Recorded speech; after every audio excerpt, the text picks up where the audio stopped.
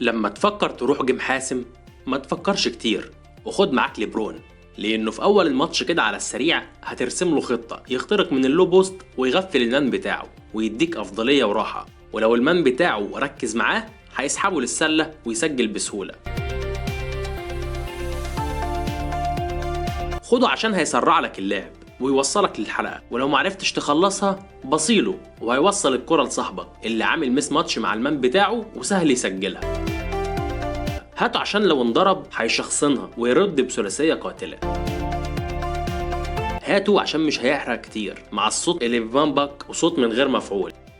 هاته عشان نسبته بقت حلوة في الفري ثرو، ولو ضيعها فالكرة بتاعته مبروكة وهتتسجل،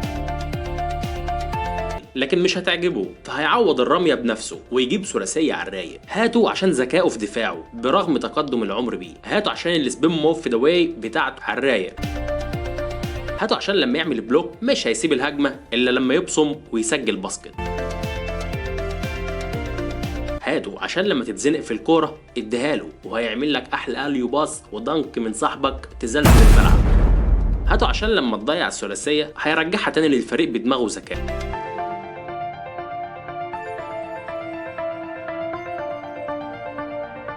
هاته عشان لو ما عجبوش تسجيله للباسكت بأريحية هيطير في اللي بعدها علشان يعلي لك الهايب. في النهاية هات ليبرون، ولو وصلت للنهاية ما تنساش اللايك والشير والسبسكرايب لو انت على اليوتيوب، واللايك والشير والفولو لو انت على الفيس. سلام.